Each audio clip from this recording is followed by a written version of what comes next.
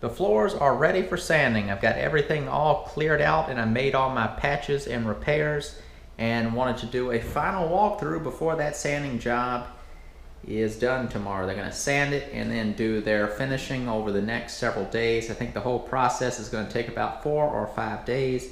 That includes sanding, a potential staining, and 3 coats of polyurethane. We'll first sort of take a look at this room.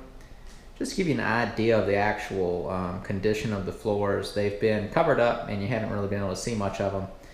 But not sure how good this is going to turn out. It's late at night, so I don't have as much light in here, but the floors are actually in pretty good condition, especially in this room. They're just dirty right now, but in general, they were protected pretty good. When I originally got the house, they had basically Luan stapled down all over the floors, and then some sticky back towels put on that, and then there was carpet on top of that. So a lot of layers that were keeping the floors in pretty protected condition. That layer of Luan is what really did it. Now, when I originally got the house, they were probably, they were literally, thousands of pneumatic staples all over the place from ripping up that Luan. But here's one of the places that I patched. Let me get my shadow. That's where the chimney, the chimney that I tore down went up through the, between this room and the other room. And so I removed the chimney, fixed the framing, and then drywalled over the opening when I drywalled the house. But that's where half the chimney was, and I replaced that one strip all the way to the wall. Spin back around. Here's another thing I had to do. This doorway right here used to be a 36-inch opening, or either 32, 34, or 36-inch door. I can't remember what size door it was, but I opened it up to 4 feet to where it would match that opening over there into the hall that goes to the bedrooms and the bathroom. So my fix for the floor was, originally this flooring just ran straight through all the way to this room. But then when I cut that doorway, you could see the subflooring here. So what I did is I got a straight line and I cut out and then filled in with these pieces of flooring here. And then I just kind of randomly nailed them all over to try to make it as inconspicuous as possible once all their nail holes are filled. But then I did have to kind of go across the ends of all the boards and tack those in place with a nailer. But once they're sanded down, they fill all that stuff and you won't even notice it. Okay, in the living room now, let me kind of get in this corner and I'll let you see a wide view of everything. And once again, this whole wall was taken out. There used to just be a doorway right over between my fingers here, just a normal sized door like this one. There was a doorway right here that led into the kitchen, so all this was a wall. So I did the same thing I did in that other opening, but just a 9-foot version of it here. And that worked out nice too. Got these in there really pretty tight. And the cut, I did it just with a regular circular saw quite a while ago, and ended up able to get that cut pretty straight. And I just freehanded the cut. I think I snapped a chalk line and just followed the chalk line, but that came out pretty nice. Here's another little area kind of fixed. Those 3 holes will get corked. He hammers corks into them and they'll get sanded flush, but there was a really big hole right here. You can see where someone had started using a hole saw. I cut it originally, then they cut it to right here. So I filled that in to mostly cover that up, and that'll get filled with putty. And then so you won't see much of that. That's going to be under the refrigerator anyway. This is the receptacle. The refrigerator will go on the wall right there. And then when I moved this door, most of you have probably seen that video. If not, you can check that out. This door right here used to be about here. So I moved that over to accommodate for this wall for the laundry room. And then so what I ended up with was removing the old jamb, and to avoid the full explanation of it, I ended up with some ends of boards, sort of how these boards end, all jagged and staggered. Basically, this used to be the wall, so these pieces of flooring were not floored right up to the threshold of the door. So I took the circular saw, just ran it against the bottom of the door, and then filled in with this piece of wood just to kind of clean that up. Otherwise, I would have had a gap between the end of my board and the threshold of the door. And then, just as a note, the gap between the end of the flooring and the wall, that will be covered with my baseboards and quarter round, so I don't have to worry about that.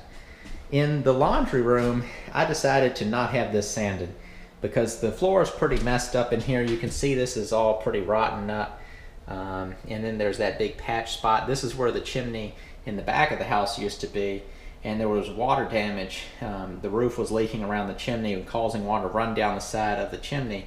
So it rotted out around in the roof. Had the original plaster all messed up where it would come through the ceiling, rotted around the floor. So the subflooring is fine. I patched the hole, so what I'm going to do is just fill that in, get it up to the same level as this flooring, and then put some Luan down or some underlayment, and then put some linoleum down, and then a transition strip over the seam between the linoleum and the sanded floor, and that'll be inside this little laundry room, and that'll be behind bifold doors. It's going to be two 6-foot bifold doors, 2 3-foot bifold doors to fill in this opening. So that'll be pretty good, and I'll still probably maybe run the baseboard around, but that'll be nice inside of a little laundry room just to have an easy cleanup. And it just solved the solution. Solved the problem. Basically, I would have probably had to just pull all this flooring back up and relay it with some extra flooring, some older flooring. I've got a bunch of flooring you've maybe have seen in my tiny house build when I put the flooring down. So I have access to some old flooring to fix things like that. But an easy solution and quick solution for me to not draw it out anymore than I have to would just be to put that linoleum in. All right, and then where that chimney was on this wall here, that chimney, the plaster came right up. You could see the bricks of the chimney, and then it went over. So, and then there was a flue pipe, a spot where a flue could be. I guess it's a flue. I don't know terminology. I'm getting it wrong. Looked like a pipe hand, screwed to the opening, and I guess some sort of probably a oil heater sat in the floor. Or either, probably not a wood stove. My guess it would have been one of those oil heaters that sat right there. What else? This was repaired into the bathroom. That wood flooring was really chewed up. I added that from some of the old flooring that I just have into this when I framed that area in. In here we got nothing special. Just that one little piece right there that got added that stuck in too far, and the baseboard and quarter round went and covered it up. And then in here is the chimney in the front of the house that I already showed you on the other side of the wall. This is where it came into this room. And the reason I tore that chimney out, and I've probably already mentioned this, but is when this door would hinge and open, it would hit that chimney and you couldn't open the door all the way. And while it looks like it would swing most of the way open, it actually made a pretty big difference. It was kind of awkward. So yeah. And then I did forget about this. It's probably a little dark looking, but right here in this corner, some of this floor was kind of a little chewed up, water damage, and some termites had gotten into it. But strangely, it had just gotten into this one piece, mainly here, and a little bit into the subflooring, but not enough to cause any major damage to the subflooring. But I replaced that piece and then that outer strip to make sure it got close enough to the wall to where it'd be covered up by the baseboard and the quarter round. So I guess that is pretty much it.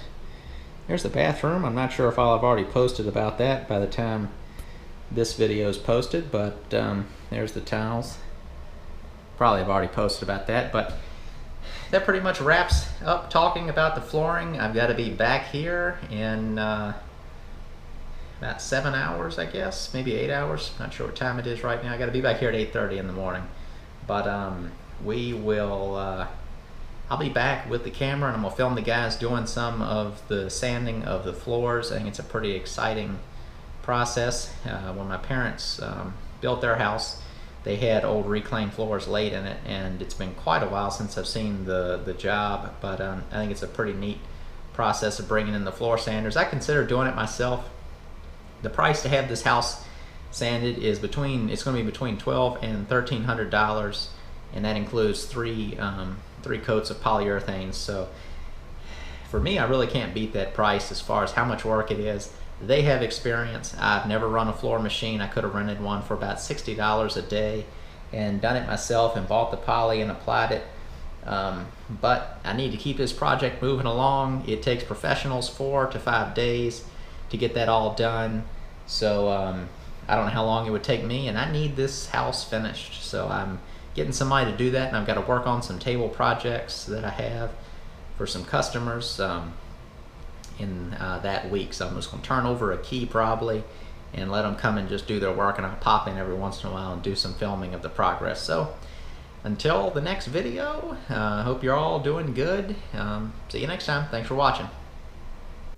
The next video will be on the process of sanding and finishing the floors. If you're not already a subscriber, click the red button and you will be able to easily follow along. Thanks for watching.